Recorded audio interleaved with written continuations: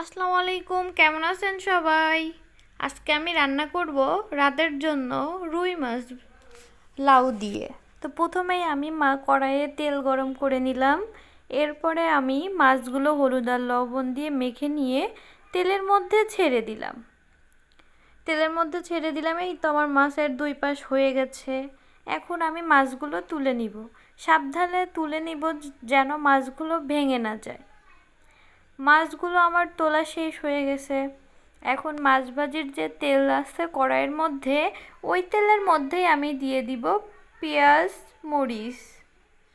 পেঁয়াজ মরিচটা দিয়ে সুন্দরভাবে নেড়ে দিতে হবে যেন কড়াইয়ের সাথে লেগে না যায় বা পুড়ে না যায়। পেঁয়াজ মরিচটা আমি বাদামি কালার যতক্ষণ না আসবে ততক্ষণ ভাজতে থাকবো। এই তো বাদামি কালার চলে এসেছে।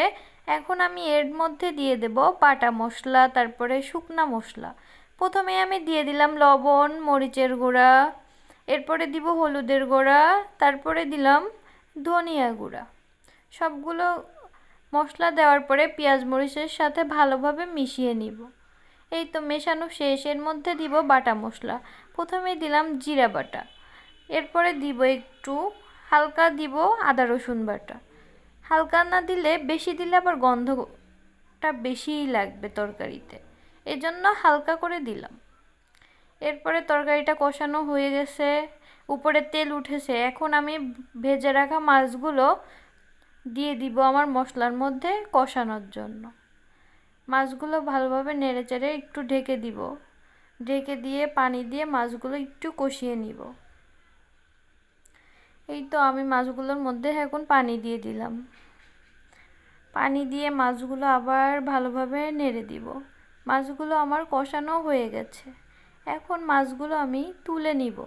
সাবধানে তুলতে হবে যেন মাছগুলো ভেঙে না যায়, কারণ মাছগুলো এখন নরম। এরপরে মশলার মধ্যে আমি দিব আমার লাউ, সেই কুটে ধুয়ে রাখা লাউগুলো দিয়ে ভালোভাবে মশলার সাথে মিশিয়ে দিব।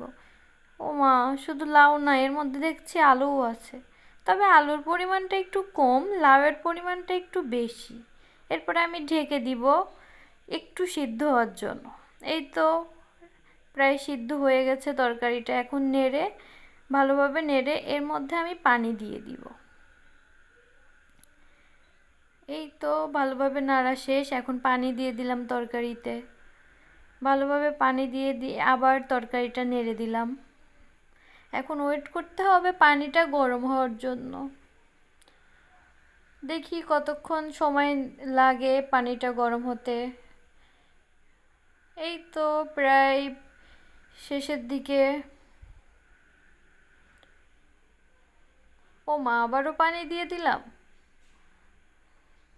এই তো এখন আর ওয়েট করতে হবে যতক্ষণ পানি না গরম হয়। এই তো আমার তরকারির পানি গরম হয়ে গেছে, তরকারিটা উতরাই গেছে। এখন এর মধ্যে আমি সেই কষিয়ে রাখা মাছগুলো ছেড়ে দিব। ছেড়ে দিয়ে মাছগুলো ভালোভাবে মিশিয়ে দিব। এরপরে নামানোর আগে আমি সুন্দর করে নেড়ে নিব। তরকারিটা ভালোভাবে উতরাই গেছে। এর মধ্যে আমি জিরা গুঁড়া দিয়ে দিলাম। তরকারি নামানোর আগেই জিরা গুঁড়া দিই। এই তো তরকারি হয়ে গেছে।